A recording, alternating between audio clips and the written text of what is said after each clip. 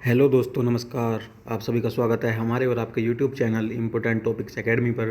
तो दोस्तों, जैसा कि आपको पता ही है, हमारे द्वारा आने वाली पीईटी परीक्षा व अन्य परीक्षाओं के लिए यह सीरीज चलाई जा रही है, जिसमें हम आपको हिस्ट्री का पोर्शन, स्टैटिक जीके और करंट अफेयर के पोर्शन को एक साथ कवर करा रहे हैं। तो उसी क्रम में दोस्तों, आपको हम आज कराने जा रहे हैं गुप्तोत्तर काल। गुप्तोत्तर काल में दोस्तों आपके लिए क्या इंपॉर्टेंट है, क्योंकि आपके सिलेबस में पोर्शन दिया हुआ है दोस्तों। एक टॉपिक में लिखा हुआ है हर्षवर्धन। तो हर्षवर्धन का संबंध कहाँ से है? गुप्तोत्तर काल से है। तो गुप्तोत्तर काल के बारे में आज हम इस बारे में चर्चा करेंगे दोस्तों। इससे पहले मैं आपको बस एक बात कहना चाहूँगा कि प्लीज़ हमारे चैनल को सब्सक्राइब जरूर कर लें और प्ले लिस्ट से आप क्रमवार सारी क्लासेस को जिससे आप देख सकें। आपके सब्सक्रिप्शन रहेगा तो आप इजीली सभी चीज़ों को देख सकते हैं। तो इसलिए आप सब्सक्राइब जरूर कर लें। तो ठीक है दोस्तों, इसके साथ ज़्यादा समय ना आपका लेते हुए मैं बिल्कुल भी आपका समय बर्बाद नहीं करूँगा। मैं अपनी क्लास को स्टार्ट करता हूँ। और जैसे कि गुप्तोत्तर काल में के बारे में आपके सामने लिखा हुआ है कि भारत के राजनीतिक इतिहास में गुप्त वंश के पतन के पश्चात विकेंद्रीकरण एवं क्षेत्रीयता का आविर्भाव हुआ। गुप्त वंश के पश्चात अनेक छोटे छोटे राज्य बने, जैसे थानेश्वर का पुष्यभूति वंश, कन्नौज का मोगरी वंश। तो अन्य अनेक छोटे छोटे क्षेत्रीयता का आविर्भाव हुआ, जिसमें थानेश्वर का पुष्यभूति वंश और कन्नौज के मोगरी वंश जैसे वंश हुए। तो गुप्त वंश का अंतिम राजा कौन था? गुप्त वंश में दोस्तों विष्णुगुप्त तृतीय जो थे, विष्णुगुप्त तृतीय जो थे वो अंतिम गुप्त राजा थे। उनके बाद सारा गुप्त वंश छिन्न भिन्न हो गया। तो उस छिन्न भिन्न के बीच में ही छोटे छोटे राज्य उभरे, जिसमें एक थानेश्वर का पुष्यभूति वंश और कन्नौज का मोगरी वंश, जो आपके लिए इम्पोर्टेंट है। तो पुष्यभूति वंश या वर्धन वंश इसको कहा जाता है। बेसिकली इसको पुष्यभूति वंश या वर्धन वंश के नाम से जाना गया है। तो इस वंश की स्थापना पुष्यभूति ने थानेश्वर में की थी। थानेश्वर जो कि हरियाणा में आपका पड़ता है। तो पुष्यभूति ने वर्धन वंश की या पुष्यभूति वंश की स्थापना की थी। वो कहाँ पे की थी? थानेश्वर, हरियाणा में। यह संभवतः गुप्तों के सामंत थे, जैसे कि मैंने आपको बताया, जिन्होंने मौका पाकर स्वतंत्र राज्य स्थापित किया। इस वंश की प्रारंभिक राजधानी थानेश्वर थी। तो जो पुष्यभूति वंश था या वर्धन वंश था, उसकी राजधानी थानेश्वर थी। पुष्यभूति वंश में प्रभावशाली शासक का क्रम जो है, उस क्रम में दोस्तों क्या है कि प्रभाकर वर्धन, वर्धन वंश की शक्ति एवं प्रतिष्ठा का संस्थापक प्रभाकर वर्धन था। तो पुष्यभूति ने जिस वंश की शुरुआत की थी दोस्तों, उसी में प्रभाकर वर्धन एक राजा आए और प्रभाकर वर्धन इनकी प्रतिष्ठा और शक्ति के संस्थापक बने। ये प्रभाकर वर्धन आपके लिए बहुत ज़रूरी है। आप आगे क्लास में देखेंगे कि इन प्रभाकर वर्धन से ही सब कुछ कहानी बनी है। प्रभाकर वर्धन ने परम बट्टारक एवं महाराजाधिराज की उपाधि धारण की। यह इस बात का घोतक है कि यह एक स्वतंत्र एवं शक्तिशाली शासक थे। तो प्रभाकर वर्धन से आपको ये बात श्योरिटी हो जाती है कि ये शक्तिशाली थे, प्रतिष्ठित थे, और यह है एक मतलब कि स्वतंत्र शासक थे। ये ऐसे नहीं थे किसी के सामंत थे या किसी के अधीन इनका राज्य में किसी के संरक्षण में था। नहीं, ये एक स्वतंत्र राजा थे। कौन? प्रभाकर वर्धन। बाणभट्ट ने हर्षचरित्र में प्रभाकर वर्धन के लिए अनेक अलंकरणों का प्रयोग किया है। तो बाणभट्ट ने किसकी रचना किया दोस्तों? हर्षचरित्र की। उसमें हर्ष के जीवन पर उन्होंने अपनी बातें का वर्णन किया है, जिसमें उन्होंने प्रभाकर वर्धन के लिए अनेक अलंकरणों का प्रयोग किया है। हुण, हरिकेसरी, सिंधु राज्यवर, गुज्जर प्रजागर, सुगंधित राज आदि। कौन कौन से? हुण, हरिकेसरी, सिंधु राज्यवर, गुज्जर प्रजागर, सुगंधी राज आदि। ये सब बाणभट्ट ने इन सब से अलंकृत किया है। आपके लिए यह लाइन कोई इनका आपको याद रखने की जितनी ज़्यादा जरूरत नहीं है, लेकिन यहाँ से आपका कॉन्सेप्ट बनता है, इसलिए मैं आपको ये बता रहा हूँ। इससे आपको रटना नहीं पड़ेगा हर्षवर्धन के बारे में, क्योंकि प्रभाकर वर्धन वो कड़ी है जहाँ से हर्षवर्धन की जुड़ते हैं, क्योंकि प्रभाकर वर्धन हर्षवर्धन के पिता थे। प्रभाकर वर्धन हर्षवर्धन के पिता थे और प्रभाकर वर्धन के 3 बच्चे थे, जिनमें 2 पुत्र थे और 1 पुत्री थी। तो 2 पुत्रों में एक तो थे राज्यवर्धन, एक थे हर्षवर्धन, और इनकी पुत्री का नाम था दोस्तों राज्यश्री। तो प्रभाकर वर्धन के 2 पुत्र हुए, एक राज्यवर्धन, एक हर्षवर्धन, और तीसरी इनकी पुत्री थी जिसका नाम था राज्यश्री। ये 3 इनके बच्चे थे। अपनी स्थिति को सुदृढ़ करने के लिए प्रभाकर वर्धन ने अपनी पुत्री राज्यश्री का विवाह कन्नौज के मोखरी शासक ग्रहवर्मन के साथ किया। तो प्रभाकर वर्धन ने एक तो पुत्र इनका राज्यवर्धन था, दूसरे पुत्र हर्षवर्धन थे, तीसरी जो इनकी पुत्री थी राज्यश्री, उनका विवाह कन्नौज के मोखरी शासक ग्रहवर्मन के साथ कर दिया। ठीक है दोस्तों, तो इनका विवाह हुआ, ये कन्नौज चली गई वहाँ की रानी बनकर। तो उसके बाद यहाँ पर क्या होता है, यहाँ पर राज्यवर्धन का राज्य शुरू हो जाता राज्य। अब क्या होता है, प्रभाकर वर्धन बीमार हो जाते हैं अपने अंतिम दिनों में। तो होता क्या है, प्रभाकर वर्धन के जीवन के अंतिम दिनों में हुणों का आक्रमण हुआ, परंतु प्रभाकर वर्धन ने युद्ध में जाने के लिए असमर्थ थे, अतः उनका पुत्र राज्यवर्धन युद्ध के लिए गया। किंतु युद्ध के मध्य में ही प्रभाकर वर्धन के स्वास्थ्य ज़्यादा बिगड़ गया।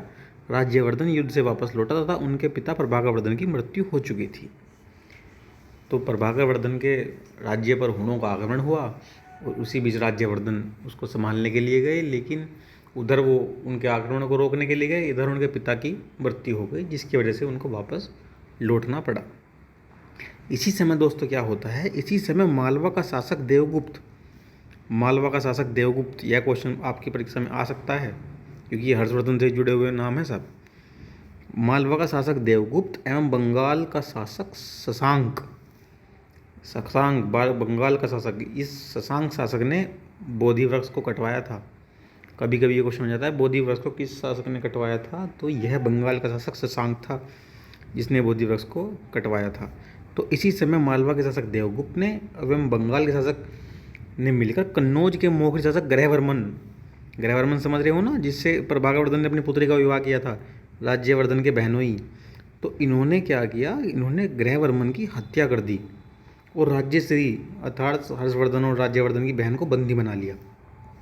उनके जीजा की हत्या कर दी ग्रहवर्मन की, जो कि मोखरी शासक थे, और उनकी बहन राज्यश्री को बंदी बना लिया। राज्यश्री को बंदी बनाए जाने तथा ग्रहवर्मन की हत्या की सूचना पाकर राज्यवर्धन देवगुप्त एवं शशांक से बदला लेने के लिए निकले। इसी क्रम में राज्यवर्धन ने देवगुप्त को पराजित किया, देवगुप्त को उन्होंने पराजित कर दिया दोस्तों। तो देवगुप्त को पराजित करने के बाद होता क्या है, शशांक ने राज्यवर्धन से मित्रता का हाथ बढ़ाते हुए अपने शिविर में बुलाया। तो जैसे देवगुप्त को उन्होंने पराजित किया तो शशांक ने बुद्धि से खेला और अपनी धोखाधड़ी की नीति से उसने क्या किया, एक दोस्ती के लिए हाथ बढ़ाया कि ठीक है, अब मैं आपसे झगड़ा नहीं करूंगा, आपकी बहन को हम ये छोड़ देते हैं, ये सब माफ़ी मांगने वाली बात है। अपने शिविर में बुलाया और धोखे से राज्यवर्धन की हत्या कर दी। अब राज्यवर्धन जो कि हर्षवर्धन के बड़े भाई थे, उनकी हत्या हो गई। अब उनकी हत्या की सूचना पाकर हर्षवर्धन ने थानेश्वर में राज्य की बागडोर संभाली, जो कि पुष्यभूति वंश की राजधानी है थानेश्वर।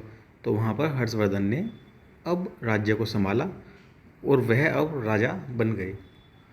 उधर उनकी बहन राज्यश्री, इनको बंदी बनाए हुए था शशांक, क्योंकि उसको तो हरा दिया था देवगुप्त को उनके भाई ने। अब क्या होता है, हर्षवर्धन के लिए सबसे पहले तो मैं आपको बता दूं, हर्षवर्धन के राजा बनने के बाद होता क्या है दोस्तों, मैं बाकी बातें आपको बाद में बताऊंगा कि हर्षवर्धन की गद्दी संभालते ही उसके सामने अपनी बहन राज्यश्री को बचाने की सबसे बड़ी चुनौती थी। इसी क्रम में अपनी बहन को देवगुप्त की कैसे छुड़ाने एवं अपने भाई तथा बहनों की हत्या का बदला लेने के लिए हर्षवर्धन कन्नौज की तरफ बढ़ा, परंतु सूचना मिली कि राज्यश्री देवगुप्त की कैद से भागकर विंध्य की पहाड़ियों में चली गई है। अब वह विंध्य की तरफ बढ़ने लगा। तो क्या होता है दोस्तों, जो उसके सामने चुनौती आई कि अपनी बहन को बचाना है, लेकिन होता क्या है कि पता चलता है कि देवगुप्त की कैद से छुड़कर उसकी बहन निकल गई हैं और वह विंध्य की पहाड़ियों की तरफ गई हैं। तो वह भी विंध्य की पहाड़ियों की तरफ चल पड़ा। बौद्ध भिक्षु दिवाकर मित्र की सहायता से हर्ष ने राज्यश्री को खोज निकाला एवं सती होने से बचाया।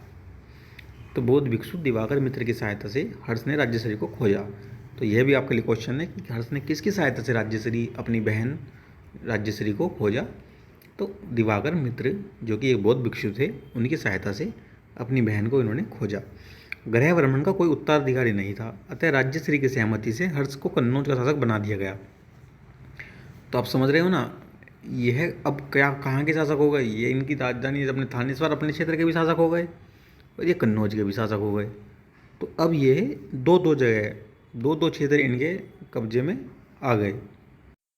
तो अब ये थानेश्वर के पुष्यभूति वंश के भी राजा हो गए और कन्नौज के मोखरी वंश के भी, क्योंकि जीजा एक्सपायर हो गए, उसके बाद उनका कोई वहाँ पर आगे वंश में नहीं था, तो राजपाट इनको ही दे दिया गया। तो हर्षवर्धन पर अब कन्नौज के भी राजा बन गए। ग्रहवर्मन का कोई इससे आगे क्या है, हर्षवर्धन ने अपनी राजधानी कन्नौज में स्थापित कर ली। तो हर्षवर्धन ने अपनी राजधानी को अब थानेश्वर से कन्नौज में स्थापित कर लिया। इसी क्रम में दोस्तों, ऊपर जो इस क्रम में कुछ पंक्तियाँ छूट गई थी, मैं आपको बता दूं कि हेनस्वांग जो कि एक चीनी यात्री था, वह हर्षवर्धन के समय में भारत आया था। बहुत ही फैक्चुअल क्वेश्चन है, परीक्षाओं में बहुत ही फेमस तरीके से ऐसे आ जाता है जैसे बिल्कुल आप मलाई की तरह इसको करके आते हो। सीधा आपको पेपर में रखा मिलता है क्वेश्चन। हर चौथी पाँचवीं परीक्षा में ये क्वेश्चन बिल्कुल मिलता है, ग्रुप सी लेवल हो चाहे कोई भी लेवल हो, कि हेनसुआंग किसके समय में भारत आया। तो हेनसांग जो कि चीनी यात्री था वह हर्ष के समय में भारत आया। और हेनसांग इसके हर्षवर्धन के अन्य नाम शिलादित्य, उपाधि माहेश्वर, सार्वभौम और महाराजाधिराज। यह मैंने पंक्तियों को छोड़ दिया था क्योंकि इस क्रम को मैं तोड़ना नहीं चाह रहा था, इसलिए मैंने आपको ये लाइनें बता दी कि हेनसुआंग हर्ष के समय में भारत आए और हर्षवर्धन का अन्य नाम शिलादित्य था। ठीक है दोस्तों, उसी क्रम में आगे बढ़ते हैं। तो हर्षवर्धन ने अपनी राजधानी कन्नौज में स्थापित कर ली थी। मगध के शासक पूर्णवर्मन ने हर्ष की अधीनता स्वीकार कर ली तथा हर्ष ने पूर्णवर्मन को मगध का शासक बना रहने दिया। तो मगध के शासक पूर्णवर्मन ने हर्ष की अधीनता को स्वीकार किया। हेनसुआंग जो कि इसके समय में भारत आया था, उसने भारत के 5 देशों को अपने अधीन कर लिया। मतलब कि हेनसुआंग के अनुसार कहा गया कि हर्ष ने भारत के 5 देशों को अपने अधीन कर लिया। ये 5 प्रदेश संभवतः कौन कौन से थे? ये थे पंजाब, कन्नौज, गौड़, मिथिला एवं उड़ीसा। तो पंजाब, कन्नौज, गौड़, बंगाल, मिथिला और उड़ीसा, ये 5 राज्य संभावित हो सकते हैं। हर्ष के अधीन मालवा का राज्य भी था। तो यह एक बिल्कुल सीधी पट्टी जो जाती है आपके पश्चिम से नीचे की तरफ को दक्षिण पूर्व की तरफ को बढ़ती हुई, इस पर हर्षवर्धन का कब्जा था। कब्जा कह दें या राज्य था। हर्षवर्धन ने वल्लभी के शासक ध्रुवसेन द्वितीय के साथ अपनी पुत्री का विवाह किया। तो हर्षवर्धन ने अपनी पुत्री का विवाह किसके साथ किया? तो वल्लभी के शासक ध्रुवसेन द्वितीय के साथ अपनी पुत्री का विवाह किया। हर्ष ने दक्षिण में भी अभियान किया परंतु चालुक्य शासक पुलकेशिन द्वितीय को पराजित न कर सका। वेरी इंपॉर्टेंट क्वेश्चन, हर्ष से आने वाले क्वेश्चन में एक मुख्य क्वेश्चन ये भी है कि क्योंकि हर्षवर्धन किसको नहीं हरा पाया था? तो हर्षवर्धन चालुक्य वंश के शासक पुलकेशिन द्वितीय को पराजित नहीं कर पाया था। वह बौद्ध धर्म की महायान शाखा का संरक्षक था। तो यह बौद्ध धर्म की महायान शाखा का संरक्षक था। इस प्रकार हर्ष केवल उत्तरी भाग के ही कुछ क्षेत्र का सम्राट था। इस प्रकार हर्ष उत्तरी भाग का सम्राट था, जिसमें लिखा हुआ है इस सब क्षेत्र का हर्ष सम्राट रहा। हर्ष के बारे में कुछ फैक्चुअल तथ्य जो सीधे सीधे पेपर में आते हैं कि हर्ष प्रत्येक 5 वर्ष में प्रयाग में संघ पर महामोक्ष परिषद समारोह करता था। तो हर्ष प्रत्येक 5 वर्ष में, प्रत्येक 5 वर्ष में, प्रत्येक वर्ष नहीं, प्रत्येक 5 वर्ष में प्रयाग में संगम पर महामोक्ष परिषद समारोह करता था, जहाँ पर यह काफ़ी दान किया करता था। और यह पेपर में क्वेश्चन काफ़ी बार आता है। क्वेश्चन या तो यह आ जाता है कि हर्ष महामोक्ष परिषद समारोह कहाँ करता था, तो उसका आंसर होता है प्रयागराज। और क्वेश्चन यह आ जाता है कि हर्ष कितने वर्ष में महामोक्ष परिषद का समारोह करता था, तो हर्ष 5 वर्ष में महामोक्ष परिषद समारोह करता था। हर्ष ने कन्नौज में विभिन्न धर्मों का विशाल सम्मेलन कराया था। आपको पता है ना कि हर्ष ने अपनी राजधानी थानेश्वर से कन्नौज शिफ्ट कर ली थी और हर्ष ने कन्नौज में विभिन्न धर्मों का विशाल सम्मेलन कराया था। हर्ष के बारे में एक ये है कि हर्ष की रचनाएं कौन सी थी। तो हर्ष की जो रचनाएं बताई जाती है दोस्तों, हर्ष की 3 मुख्य रचनाएं, 3 ही रचनाएं, इन्हीं से क्वेश्चन बन जाता है कि हर्ष की रचना प्रियदर्शिका, नागानंद, रत्नावली। प्रियदर्शिका, नागानंद एवं रत्नावली। तो यही क्वेश्चन ज़्यादातर सीधा सीधा आपके परीक्षा में आ जाते हैं। इसी के साथ मैं मौखरी वंश के बारे में थोड़ा सा आपको बता दूं, क्योंकि हर्ष इससे जुड़ गए थे, इस वंश अपने साथ साथ इस वंश के शासक बन गए थे। तो मैं आपको इसके बता दूं कि मौखरी वंश ये भी गुप्तों के ही सामंत थे और यहाँ पर हरिवर्मा, आदित्य वर्मा और ईश्वर वर्मा आदि ने महाराज की उपाधि धारण करके इस वंश की शुरुआत की थी। और सवर वर्मन, अवंती वर्मन, इस तरह के शासक मतलब इसमें आए थे। तो हर्ष अपने कन्नौज के साथ उसके अपने थानेश्वर के साथ साथ कन्नौज क्षेत्र में मौखरी वंश में भी जुड़ गए थे। तो यहाँ पर ईशान वर्मन, सर्ववर्मन, अवंती वर्मन, ग्रहवर्मन जो इनके जीजा थे, उसके बाद हर्ष भी इस वंश के राजा जुड़ गए थे, जिसके बाद सुचेंद्र वर्मन अंतिम राजा बने। तो हर्ष जो है दोस्तों मौखरी वंश के भी, पुष्यभूति वंश के साथ साथ मौखरी वंश के भी शासक बने थे। ठीक है दोस्तों, ये सब आपके इस सिलेबस का नहीं है, इसलिए मैं आपको ये नहीं पढ़ाना चाहूँगा आगे। कन्नौज में थे दलीय संघर्ष, क्योंकि आपके लिए सिर्फ हर्ष आपकी परीक्षा में है, तो हर्षवर्धन ही आपको पढ़ना उचित है, क्योंकि UPSSC अपने सिलेबस से इधर उधर नहीं जाता है। मैं आपको भी यही कहना चाहूँगा कि अपने सिलेबस को सामने रखकर उसी के अकॉर्डिंग पढ़ाई करें। क्योंकि हो सकता है सारे सिलेबस में कवर ना करें, कुछ पॉइंटों से क्वेश्चन आए, लेकिन आएगा सिलेबस के अंदर से, सिलेबस के इधर किधर बाहर नहीं क्वेश्चन जाएंगे। तो ठीक है दोस्तों, अगर आपको वीडियो पसंद आई हो तो वीडियो को लाइक और सब्सक्राइब जरूर करें, लेकिन अगर आपको पसंद नहीं आई है तो हमारी कमियों को कमेंट बॉक्स में लिखें।